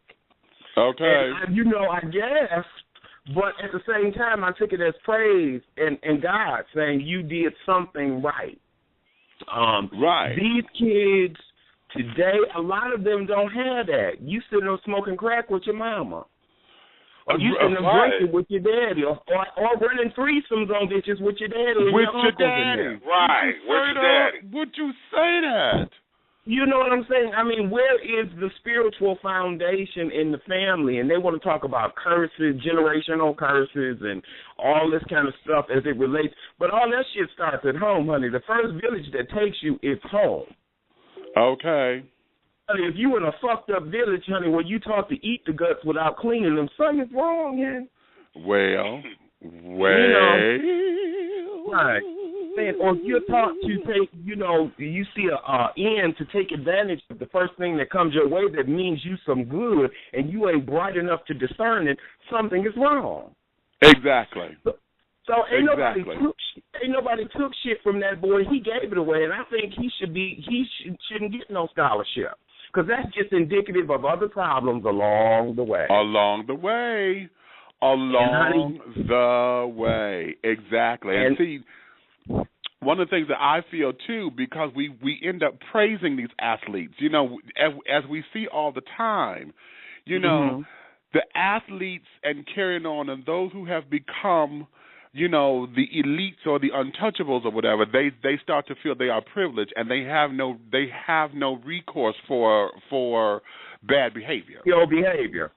You know what I'm saying? They get rewarded instead of being reprimanded. And so, yes, you have this scholarship, but I would say put that bitch. I would revoke it, or I would put it on hold and put him on probation. Exactly. You know what I'm saying? I would make it. I would make it permanent. I wouldn't revoke it, but what I would do was put stipulations on it. Okay, we're gonna sign you for. That's right. We're gonna sign you for 2 or 3 years. We're going to sign you for 2 or 3 years, but you have one incident come up similar to what has gone on in the past, and you're out of here. And That's your right. contract becomes null and void. Your pay stops then. Exactly. I would support that. Yeah, you're only going to get portions of your signing bonus. You're not getting it all at one time. But see, it's evidence you don't know how to act with no money. So if you get a whole bunch of money, you're going to really show your ass. Okay. You know what I'm saying? So you know, if you limit the benefits and make them have some appreciation for it as opposed to just showering them with money. I ain't never had no money and you gonna give me $10 million. Okay. Baby, I'm gonna shut fuck you, bitch. I don't need you, bitch. Right, okay, exactly. Right, my drawers cost more than your house. My drawers cost more than your house. See there, and see that becomes privilege, and see when we have misguided information like that, and it becomes a privilege, then you have all that bullshit to contend with because you've created that monster. Right. You've created that monster. And now it starts in when what they call when they start playing flag football. They start training them children to be beasts. They start to train them then to be beasts, as opposed to really handling themselves in a situation outside of the football arena or sports arena. So, and a lot of them get sent to these schools, and they're not prepared. They're not prepared. Most of them children, especially the football boys, most of them is in special needs classes or simple classes when they get to school. Exactly, because and that's part of that reward stuff that I'm talking about. You know, because I'm just having a hard time with that because, you know, being someone who came from, you know, playing street ball and this, that, and the other, it was always something, you know, and the way how our culture treats our sports. You know, if you could do something with that damn ball, honey, everything, the moon and the sun rest and shine on you or whatever. And that there, honey, I just have a problem with that. And then now there was an earlier video on YouTube with the young man. They did like this little documentary type thing with him and took him, a day when he was in school and this, that, and the other. And one of the things that he gloats about is that he said, I am much stronger than I look. Now, I don't know what the proximity of time is from the time that video was made and the time that he body slammed this guard. However, just to have that, see, if I was an attorney, I would sit down there and burn the shit out there because, you know, he says up in there, I'm just a regular student, and they treat me the same. I have no special privileges. Now, that came out of his mouth in that video. But yet still everybody is fighting for him to not take his scholarship and blah, blah, blah. Fuck that. Right, and talking about they fucking up his life. No, he did that. He did it, exactly. That's another thing that they do with that God syndrome. Oh, no, he just had a slip of judgment. Fuck that. If I have a slip of judgment, I'm going to jail. Exactly. Hello. You know, and for behavior like that, generally because of how he did that guy, baby, he generally is kicked out of school or going to jail. Exactly. But because he's revered as a hero, he don't have to suffer the consequences, and that just sets him up for the next incident. Exactly. Because, and just like I said with that security, Go ahead. Okay. So just what y'all just said. Yeah. On top of all of that, you both said, well, I wouldn't take the scholarship, but I would do this, and this. Why does he get a different set of consequences than the next kid? What's your name? My name is Yubi. Yubi. You just said a mouthful, right? Because if I were to do that to a guy, we gone. We getting kicked out of school. Right. Okay. So why is he any different than anybody else? It's the same consequence. If it would have been any other kid, they would have all been on the bus. Yep, he got what he deserved. Okay, well, this kid. So why can't he get what he deserved? Well, there you have it. Let's even take it one here with the gay culture. If the straight boy come at us and want to whoop us, but the gay boy whoops his ass, we whoop his ass. Right. We are put the fuck out first just because for fighting. But then it's like, oh, the gay boy did this, the gay boy did that. That, you know, them fags, this, that, and the other. Right. Which is some real bullshit. All day. All day. Since the gay boy done won all the football games, they don't want nobody to know it was the gay boy. But they can't help it. No. They cannot help that. Because he got most valuable player. That's news. But still, he wasn't supposed to tell nobody he was the gay boy. Yeah, but you know what? And see, when I listened to his interview, his interview said he does not know how it got to the press because he just told his team member. He went to his coach, and then they did that. That was a team thing. He don't know how it got to the press. He said, but I want to be in control of it. Honey, he knows how he got there, honey. He's so good at what he did. He wanted the fag off the team because the fag was up. He got most valuable player, and some jealous bitch was evil because she didn't get it, honey. Right. And the fag beat her, honey. That's just like everybody said. I put it on the internet on the private page. Well, it's just on the internet. Girl, everybody gonna see it. She couldn't take it. That the fag outran her, out-caught her, and out everything to her. And not only that, was she was looking at his dick and his ass while she was in the shower. She was evil, honey.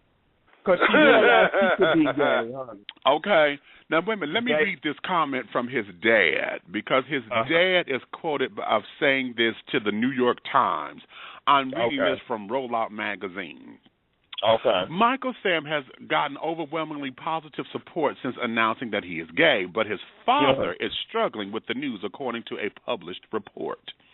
While Sam revealed to his Missouri Tiger teammates last August that he is gay, he didn't disclose his sexual orientation to his parents until last week and let his father know via a text message. Michael Sam Sr. told the New York Times that he received the news last Tuesday when his son wrote in a text, "Dad, I'm gay." Sam's father took the news hard. He said he was eating at a Denny's restaurant but had to leave after receiving the text.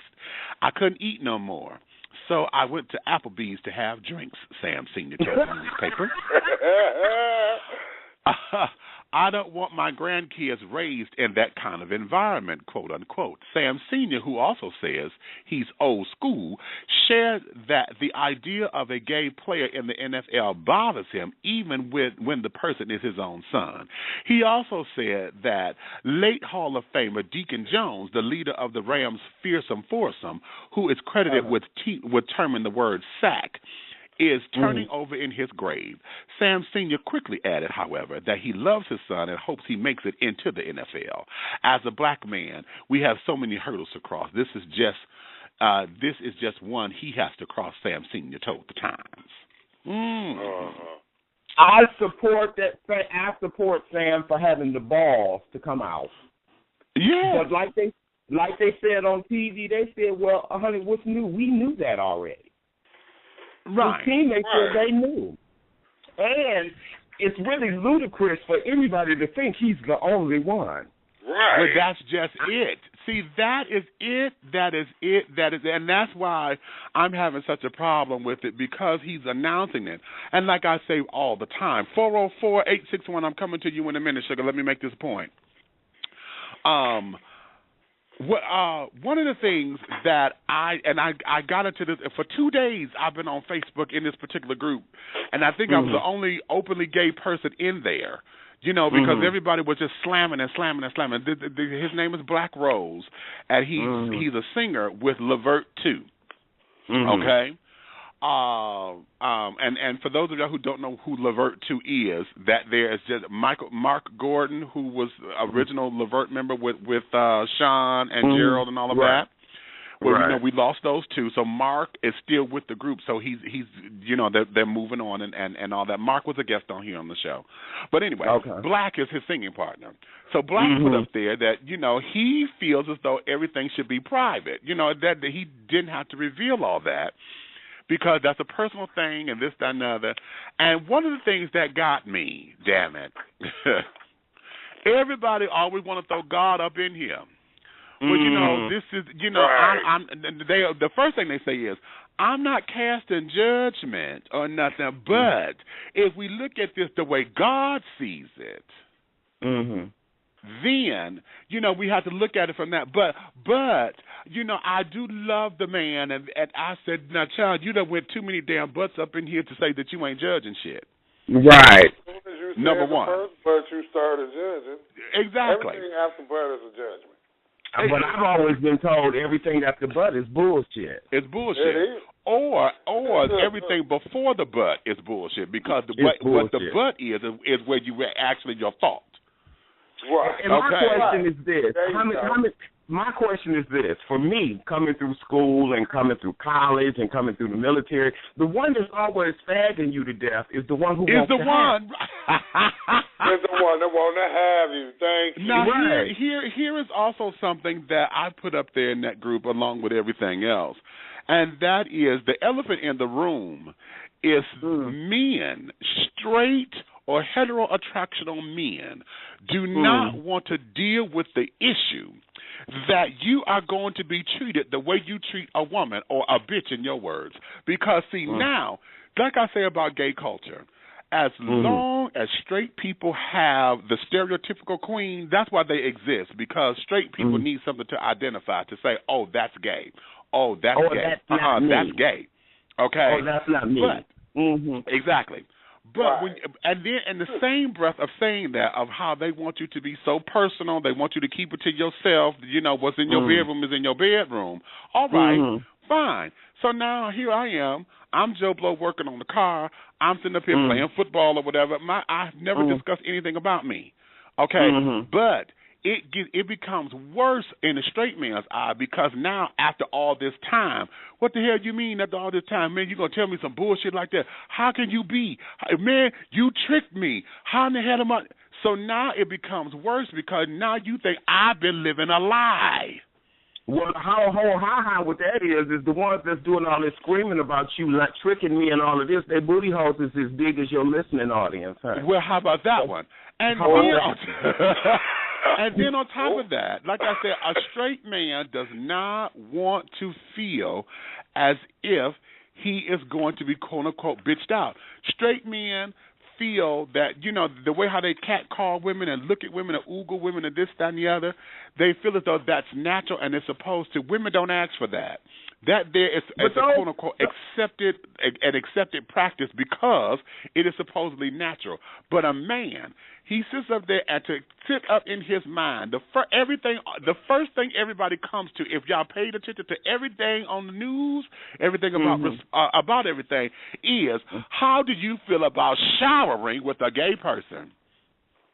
That's the bottom line. Everything goes right to that motherfucking shower. It ain't got shit to do with that. I can shower here. I can have my own stall or whatever. What the fuck does this got to do with anything? Oh, well, we in the locker room. How do I know he ain't looking at me? How the fuck I know you ain't looking at me, nigga? Hello. Because now the Quad is Kevin. Wait a minute, because I'm finna bust it all open. Because Quad is kept, motherfucker. You're sitting up there trying to see how big my dick is and comparing dick sizes. Because now you want to sit up there and compare the stories. And do you remember Tu Wong Fu, when the man was looking for the drag queens with the shoe, and he was sitting in the bar talking about manly swirls of chest hair touching? Maybe you so-called heterosexual. First read, I call them heterosexuals. I call them heterosexuals because, honey, not heterosexuals. Bitch, wait a minute. I'm putting that down. Heterosexuals.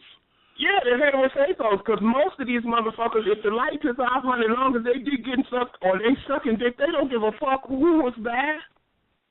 You know what? That there is a heterosexual. Hot damn. Right. The heterosexuals. Bitch, did you just work me for that? You just... Okay, look, because most motherfuckers want to get a nut. They don't give a fuck how they get it. Right. And you'd be surprised how many of these motherfuckers, especially all these boys camps at 15 and 16, is out in the bushes getting their dicks up. How about that? How about that? Now, here, let me bring in 404.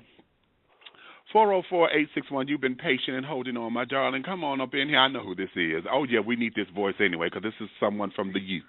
Hello, baby. Hey, Demetrius, what's going on? You tell me what's on your mind, baby. You my co-host. Okay. What's up? I called on the show because you wanted me to because I was hoping that the power would come back on, and it's finally back on because, we're going through this ice storm. I don't know if the other guys are in the Georgia area, but here in Georgia we're going through this ice storm, and we're just trying to keep warm. But I want to call in. I didn't know about the incident that happened in Detroit with the high school football player, but of course, Michael Sammy's been talked about.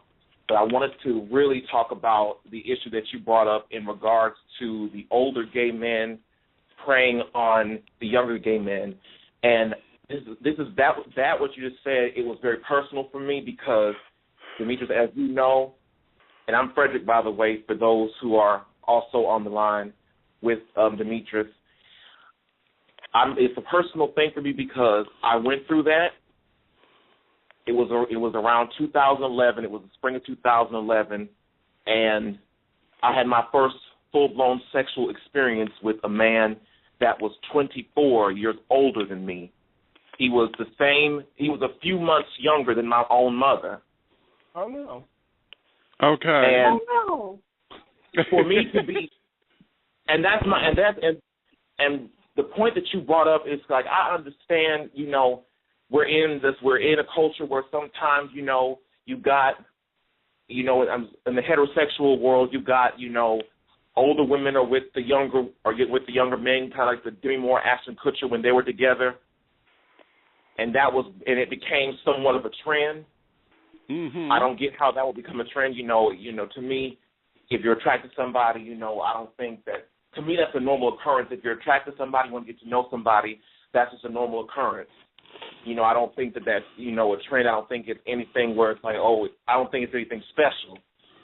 But I want to bring that up because I know what it's like to be preyed on.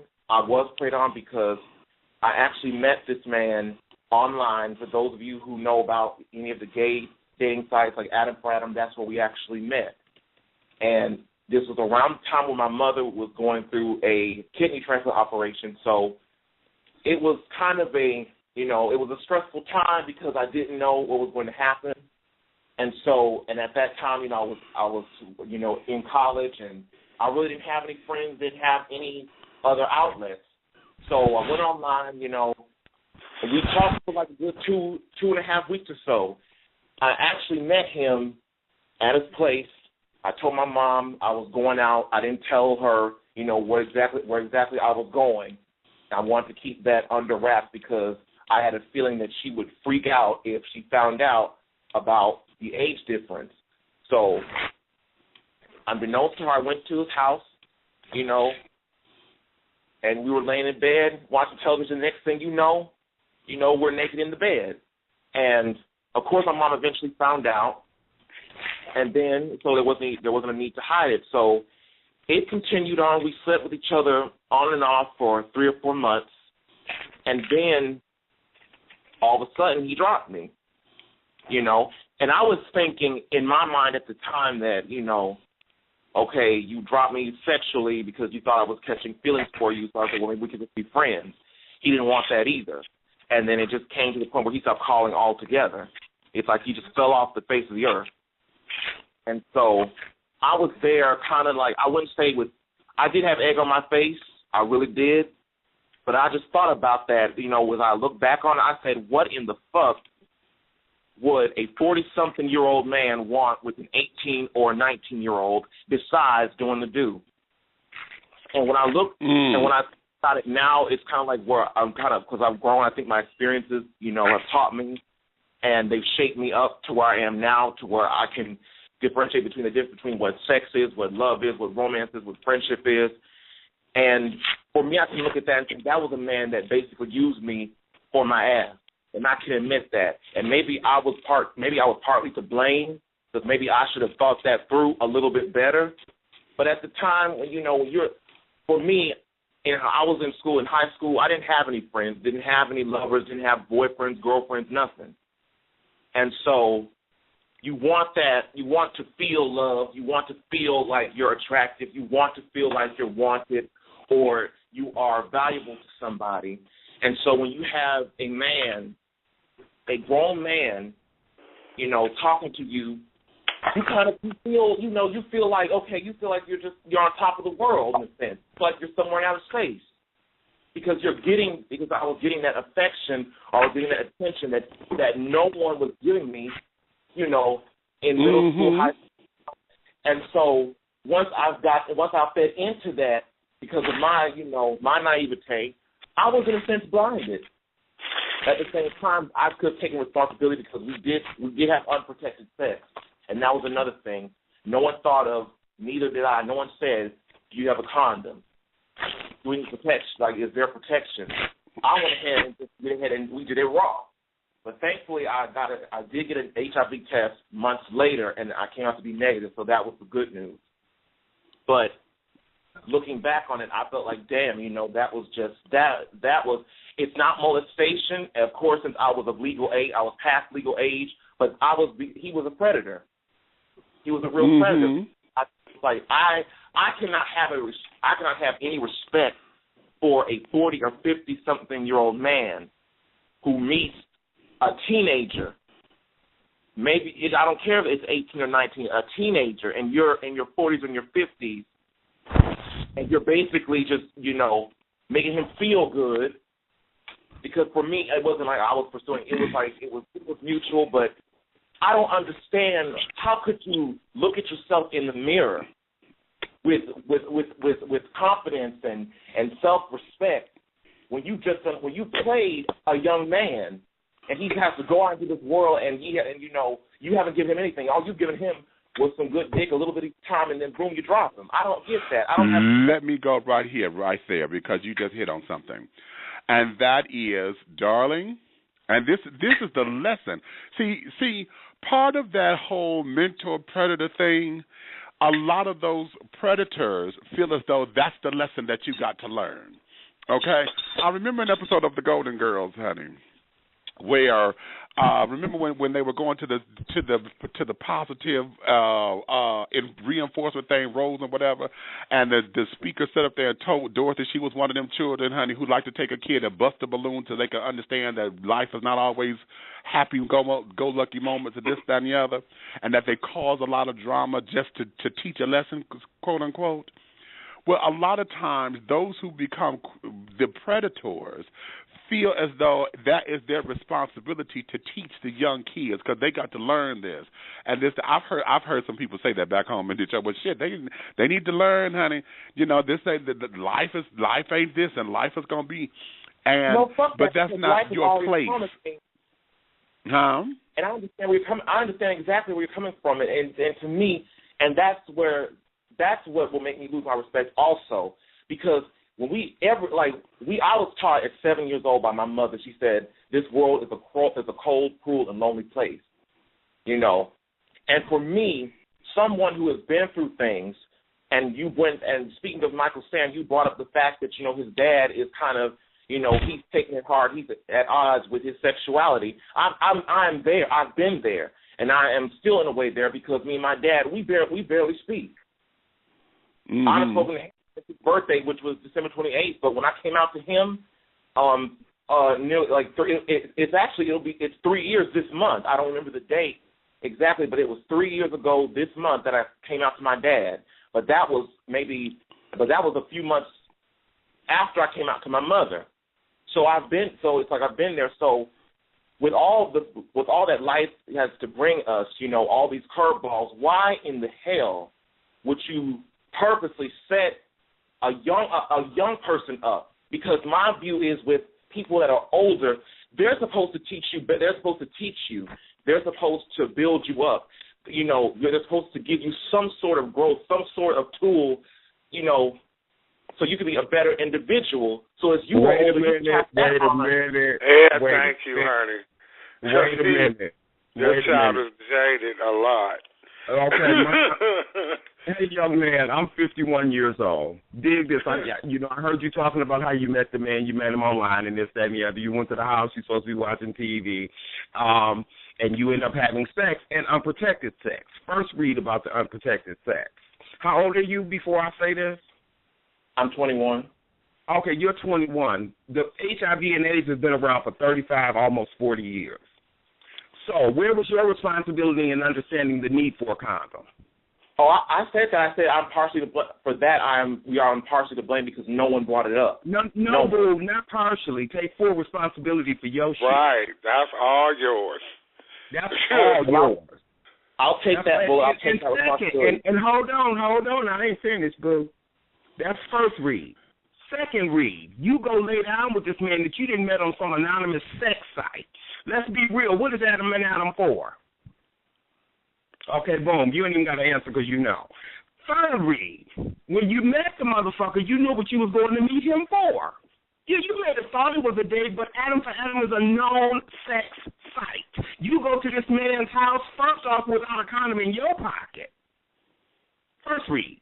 And then you lay with him, and then you feel some kind of way because you feel like he tricked you. Did he drag you out of the house? Did he kidnap you? Baby, all of this falls right back to you. You might be a lot of things, young is one of them, but dumb ain't it because of the way you're explaining yourself. Okay, well, hold on. Press pause right there because let me put a caveat in here because here's the thing in understanding youth. Not so much as being dumb, but no, not at all. Wait a minute, hold on. Understanding that he's learning Adam for Adam is just a sex site. Because remember, there's folks up there that say they're looking for friends, and yet friend has become a fucking euphemism for fuck buddy. Okay, and so when you're not clear, who will sit up there and do that? So the game is always played. So we can show him his responsibility in this, but understand he's admitted to his naivete. But that there was a hard lesson because you didn't go with the condom. You did not understand. Because you came in there expecting him to keep at his word, expected this was just going to be a meet and greet kind of thing. See, that's what it was. It was the expectations. Young man, please don't take it. I'm ridiculing you or putting you down. That's not what I'm trying to do. It's just trying to enlighten you about some of the things that you knew going into this. How did you hear about Adam for Adam? Okay, I can tell you that because on Facebook, I just started. Actually, I said I had Facebook for maybe, I want to say almost a year at the time, maybe 8 or 9 months. And there was this guy, there was this young guy that I befriended on Facebook, and he lived in New York. And I was telling him, well, I'm saying I don't want to be friends, this, that, and the third. And so that's what he told me. Well, why don't you create an Adam for Adam profile? You can meet a lot of great people, paid dating website. And I said, okay, I'll just go ahead. Now I'll just try it. I don't know what's going to come out of it, but I'll just go ahead, go on Adam for Adam, see what it's about, and just go ahead and create a profile. And that's how I found out. So I went into the water, I just jumped in. To see what it felt like. Just to see what it felt like. But it wasn't like I was but the misconception I think with some people that they would have is that I was going in there just automatically, yep, I'm going to find me a guy, we're just going to fuck and that'll be it. No, because that was not in my mind, When they said dating, I'm thinking I can meet somebody and, that's going to be nice to you and not take advantage of you. What was that? You could meet somebody that was going to be nice to you, educate you, and not take advantage of you. And if it does lead to dating, but exactly, and if it did lead to dating, but I was thinking that it was going to be more than just, I fucked you 2 times, because first of all, I was inexperienced. Like, I tested the waters in high school, but it didn't go as far it only went as far as oral, but that was it. But I did not have a concept. I didn't have a real concept of what romance was, what really sex was. Of course, I was taught the birds and the bees and all of that, but I personally did not have a real concept of any of that because growing up, I was alone. I was boy, didn't have any friends, didn't have any girlfriends or boys. So I come into this, I'm just going ahead and just thinking, oh, it's going to be. I had an expectation. I had my own set of expectations, and I think that's the answer right there. And that's where it is. Let me ask you this. Once it started to take on a sexual tone, the situation started to take on a sexual tone. Given that you know what you were there for and your expectation, why did you let it go further? Because he's 21. No, he was younger then. He said this was 3 years ago. I was 18 at the time. Okay, so there you have it. Because he's 18. Yeah. Okay, and now let's bring it to 21.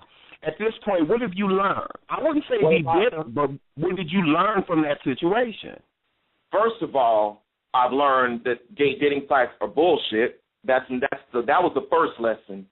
Mm-hmm. Lesson number 2, I've learned to differentiate between, what you love want to is. Fuck me and you want to love me. Exactly. I've learned the difference between exactly. And then the third lesson that I've learned is definitely, time has a way of when you take your time and really get to know somebody, and it's not just you straight hop into the bed or it's not just boom, wherever state, you learn more about the person. You get an idea of what their ins and outs are. So I've learned to take my time with people and to get to know people, because for me it takes me a little bit longer to pick up on people and what they're about. So for me, I've learned it is okay just because I'm young. It does not mean that I just go out here and just be a rabbit. I can let me fast forward something for you, and this is what I want to see what you really got from this. Because say you do meet somebody and you really want to be just a rabbit, right? Given your understanding, how do you handle that? And there's a reason, brother. I'm gonna share with you right after you tell me this answer why I'm asking you this about this lesson. What did you learn? If you meet somebody today that you want to be a rabbit with, you don't really want to know their name. You just want to fuck them. Well, to me, honestly, I cannot answer that question because for me, I'm not that kind of, as far as the hookup, it's like, I know what that's about. I know some guys, they do it, you don't even have to know their last name, and they just want to bust a nut. For me, I've learned that, every time that I feel like busting a nut, I don't have to go out and find anything. So to me, I can answer that question, what I do. Well, let me put a little something in your spirit. I am HIV positive, and I have been so for 28 years. Thank God I'm here to tell the story, but I mentor guys your age because it's okay for men to want to fuck, but we have to have responsibility with it. That HIV and AIDS exist, and there are other things out here now that kill you faster than AIDS. Baby, your best defense is information and education, and it is too readily available. Y'all can go online and listen to Lord and Pink and all these award shows. You know who's wearing the latest gowns, but you're in a lifestyle that is known to have detrimental effects. And that wasn't the first thing out of your mouth, young man. Look, brother, I don't know you, but I would hope that you would be. I wouldn't wish this on my worst enemy, and there's some bitches I hate. Well. While we're sitting here having this conversation, I had to take my medicine. I just had to take 23 pills, trust me, every fucking day, twice a day. I'm going to say to you with honesty, and please don't take this the wrong way, you can't afford to be lackadaisical about your life. It's not just your health and your heart. We're talking about your life. You may not plan on fucking somebody just to get a nut, but, honey, sometimes shit just happens like it did. Hello. Hey, come on now. Hello. You have to be responsible for your life and your behavior. So So whether or not you plan on fucking, you going over there with the understanding that now Adam is a sex site, you take a condom, honey. Take several, honey, because the dick might be too big and bursted or yours, honey. So you go prepared. There is no reason after today that you should ever go anywhere expecting anything other than what it possibly is. Thank you. It is your American Express card, honey. You don't leave home without it. You also have a responsibility to know that, hey, I'm putting myself in a situation. Not only is there situations where you are taking advantage of willingly, but, honey, a lot of these kids are getting raped and ran trains and shit on. Right. And you don't know him. Right. And first thing, honey, when you meeting some clown off the internet that you ain't never seen, you don't never go to their house. Never that. Public forum, honey. Look, young man, you know what? I want to see you around for a long time or hear your voice on the radio for a long time. There's certain things you need to act, and this is what you do with an older cat. You get information like this. Well, I'm interested in this. So tell me what should I do or what you think I should do, because I can't tell you what to do. You're 21. You legal. But there's two forms available. Okay, right. Say that. Wait a minute. I like that. Say that one more time, honey. You legal, not necessarily grown. You legal. You legal. Say that right there. Okay. That part. The decision to fuck or not to fuck is truly yours in most situations. But, honey, it's a whole bunch of people out here that prey on you. And it's not all old men, honey. I bet you he was preying on folks long before he got old. Right. Now, come on. Now, that a lot of is y'all young gospel kids, right there. a lot of y'all young kids, and I know I was one of them, honey, you want to grin and play and flirt and whatnot, but, honey, you might be biting off more than you can chew. But since y'all don't look at it like that, I'm grown now, I'm legal, honey, I got this. Baby, the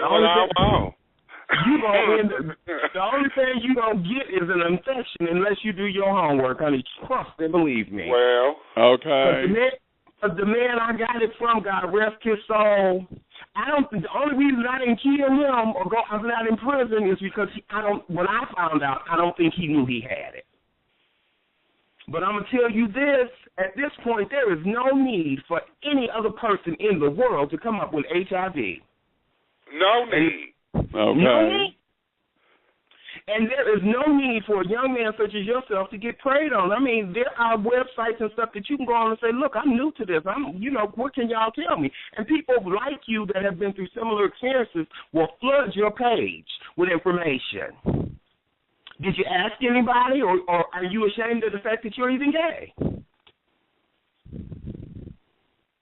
Hello? Are you a church boy, honey, where they're telling you you're going to hell in a handbasket because you feel like you need something in you? See, don't let that stuff dictate your life, brother. You have to take responsibility for you. Exactly. I don't know what happened to his phone, but we dropped it. His call just dropped. Damn it. Oh, I guess she got evil, honey. She felt so bad. No, that one I know. She ain't evil, honey. Okay, y'all. Did I lie though? Was I wrong for telling him? No. See that there is where that there is part of the workshop that my elder Carl and I will be developing, because that there is useful information. See, it takes somebody who's positive to sit up there and say shit like that. It takes somebody that there is the voice. Listen, honey, Aretha Franklin and Fantasia got this song I call "Let Me Put You Up on Game," honey. I love this song because there's a line in there that Aretha just works me for, honey. She said, "Listen to the voice of experience," and she said it like that. And okay, she tickled me with that. But I wouldn't wish this on folks I hate. I mean, because, it's days, honey, I can barely walk because of side effects from the medication. It's days I can't do nothing but be on the toilet. Right. It's days, honey, I can't hold my head up because it's banging, so I wouldn't wish this shit on nobody I hated. But I thank God that I'm here, because they told me when I was diagnosed July 5th, 1986, at 8:45 in the morning, that I had 5 years I could kiss my ass goodbye. Well. And look at me 28 years later. You tell me the God I serve ain't real. Okay. Right. And that's why when they say since he's hellbound, I was like, fuck you. Right. Okay. Because I ain't going there with y'all. No, ma'am. I'm going to kiss Jesus. Wait a minute, honey. And then let's take, I know we're talking about responsibility, but even with kissing Jesus, honey, I joined the church and I was on my knees praying, honey, and I said I wanted to have a meeting with the pastor, honey, and he ended up chasing me around to there. Well, how about it? Okay, so now you got mixed messages, and then you got then you got the clergy praying on you. So now the predator, right? Oh, I know about that. And I'm gonna say the older ones because see, here's somebody who has, according to Christian experience, honey, you are you are elder and praying upon the babes in Christ. So now you going up in here, I'm gonna have my sheep, honey. I fucks my sheep, honey. That's right. And then you sitting up in the church. Not bestiality, bitch. Shut up. With babies by the women and nuts in the men, honey. Really, dude? I know we kind of veering off, but we were talking about the building and creating the dynamic. All inclusive. That's all inclusive. That is all inclusive. Right, that's all inclusive right there, baby. This is how you see when we just took a seed, honey, and it started to branch. As it started to grow, you see how the branches grow, and it's all inclusive in this particular topic. Mentors, and the mentor becomes the predator. Because that's still the mentor, them the preachers, baby. Exactly. And it's also true. And these kids don't get it, honey. There is no need for another infection. Right. There is no need. And baby, if you that hot in the ass that you can't take a condom until you get the results back from the test, bitch, you need to get it. Well, I said that there is no need for it. Especially now that the tests are 20 minutes. Right. Exactly. The test now are 20 minutes. Right, girl. You can go. Okay, you can sit down there and talk shit for 20 minutes, honey. I do it on the phone all the time. Right. 20 minutes you take the test and drink a cup of coffee and get to know something about it. And then by the time y'all finish, honey, you can decide whether or not you can fucking safely. How about that one? Okay. And then the question becomes, is your life worth 20 minutes? Well, now the sad part is, the sex might not last that long. Hello, honey. Well, you know what? Don't y'all make me backflip up in here because I'm about to hoop and holler. Okay, shit. You talking about 20? And bitch, backflip. Look, girl, I'm doing 6 o'clock right now, bitch. What? Right. Did you say 6 o'clock, bitch? You can't get Well, now, see now. I am so entrenched in making sure that our young people know. I have seen 4 or 5 21-year-olds die here since 2011. Baby, you ain't no need for nobody to die from this no more. No, exactly. Press pause. Wait a minute. Press pause. I just got my 60-second little cue. So for those of you who are listening by computer and not on the phone lines, honey, this will stop streaming live, so you'll be able to catch the entire show in the archives. Please take and share this with anyone that you feel can benefit from it. And if you didn't like, honey, share it with an enemy. But do know there's one way, shape, style, form, or fashion. What we do here at Dishing Tea with Big Meech is moving where? Forward. So having said all that, I'm going to say to those of you who are going to not hear this in a few moments, thank you for coming in. Join us next week. And remember, on the 26th, Angie Stone will be here with us. Again, we're sending out condolences to her family for the loss in her family and what they're going through right now. So, all right, continue on, darling. Baby, and those that are in the listening audience, please take this information and share it with your friends. Nobody has to go through this. Nobody. I mean, this is really dear to my heart, especially for our youth. It's really dear to my heart. Y'all got information. Y'all have access to information we didn't have back in the day. That's right. Back in the day, they used to tell you to get HIV. You had to be nasty. I wasn't a whore. Honey, right. I didn't fuck in the bushes. Now you ain't got to go through all that, honey. It's information readily available. Just like you look up videos and post all of this funny shit on Facebook, honey, read a book, honey. Read something about HIV and this new disease that's like PHC or something like that. I forget what it is. Well, whatever it is, honey, she's taking you out in 5 days. Okay. Yeah, exactly. She's a combination of gonorrhea and HIV that they cannot treat. There is no known cure, honey. Oh. So please understand that condoms are paramount when I don't know your name, honey. Oh, child, please. Okay. Right.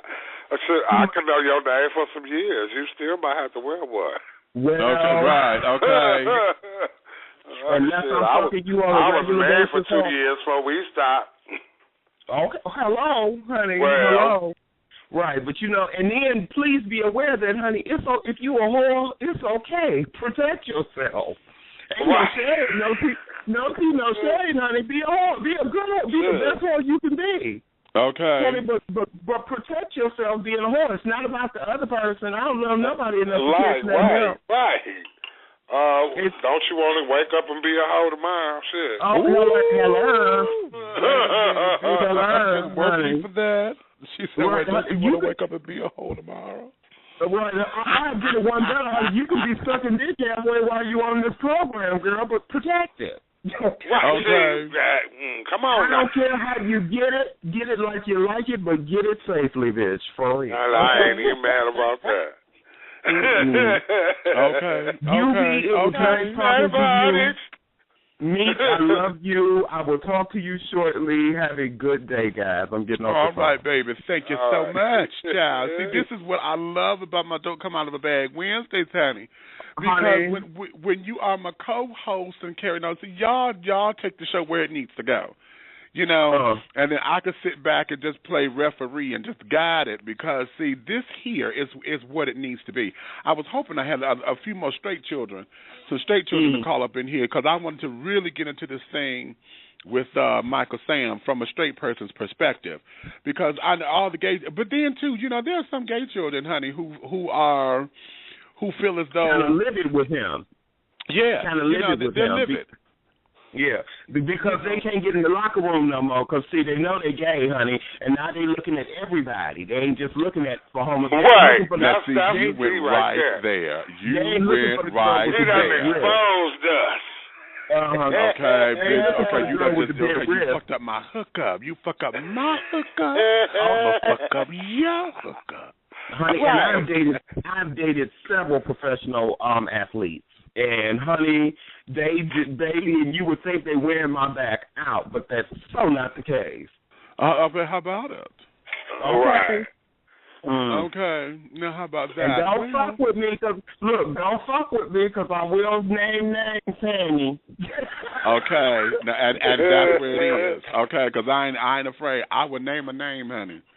Honey, okay. If push come to shove, I would name a name, honey. So don't get it locked and twisted, because I have nothing to lose, because they know me. Okay, look, and I don't give a fuck how you feel about me. My mama love me. Fuck everybody else. Man. See there, and there you have it. Okay. As a good girlfriend of mine said, "Fuck you. Good night." Good night. I'll talk to y'all later. All right, baby. Thanks. So, honey, that there is that, but it's all love and it's all grand and it's all good. See how we talked about sports? Damn, I have not talked about sports like this in a little minute, honey. But see, again, like I said on the Facebook thing, they wanted to bring God up in this, and everybody wanted to, well, this is not about this. This is all about procreation. This thing got shit to do with procreation and whether or not this boy could sit down there and have babies and carry on, or what's right or wrong. This is about him being able to play ball. And so what if he's gay? I told the child, I said, honey, think of this. You want him to be personal and keep it to himself. Okay. But when does he get a chance to be himself? Because in the locker room, everybody's going to be talking about their hookups. Everybody's going to be talking about who they finna get ready to go fuck. They got wives and daughters and kids. They got pictures on their lockers of their kids. Are they this? Are they that? You got the groupies. Want to come throw their panties and carrying on. So how does he sit down there and be himself and yet keep all that to himself? Because now now you're saying that you want him to live a lie.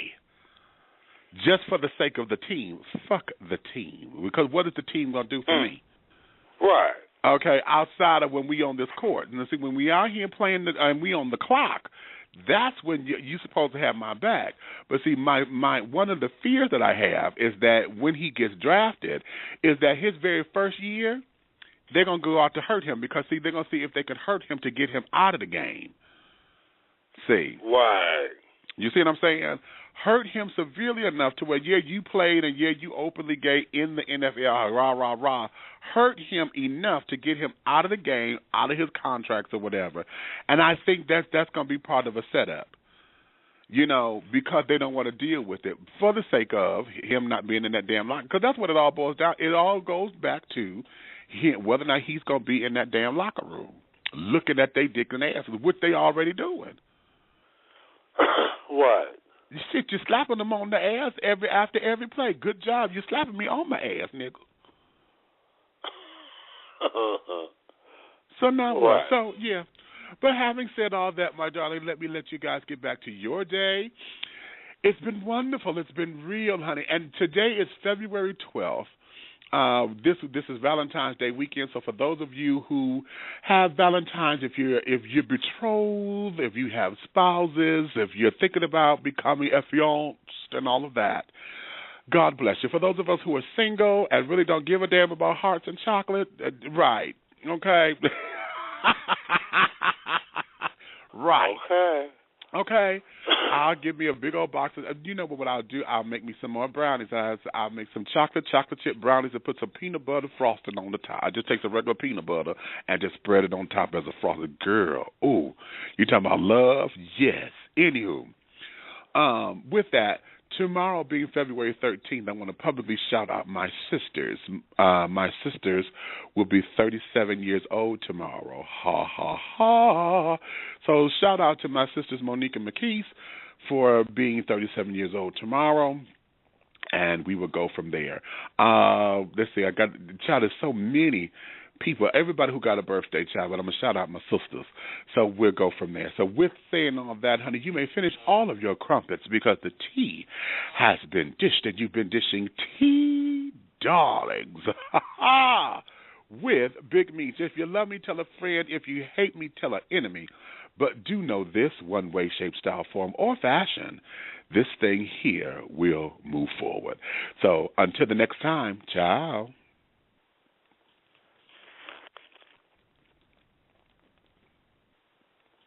Required listening with Amazon Music. Dad music again? The greatest guitarist of all time. Wait, who? Alexa, add this song to a new playlist. Sure, what's the new playlist name? Jack's Intro to Classic Rock. Adding Stepping Stone by Jimi Hendrix to Jack's Intro to Classic Rock playlist. Amazon Music, the simplest way to listen to the music you and soon he will love. New customers start your 30-day free trial at AmazonMusic.com. Renews automatically, cancel anytime. Hi, it's Jamie, Progressive's Employee of the Month, 2 months in a row. Leave a message at the... Hi, Jamie. It's me, Jamie. I just had a new idea for our song about the Name Your Price tool. So when it's like, tell us what you want to pay, hey, hey, hey, and the trombone goes, blah, blah, blah, and you say, we'll help you find coverage options to fit your budget. Then we just all do finger snaps while a choir goes, statements coming at ya, statements coming at ya. Yes? No? Maybe? Anyway, see you at practice tonight. I got new lyrics for the rap break. Progressive Casualty Insurance Company and Affiliates. Price and coverage match limited by state law.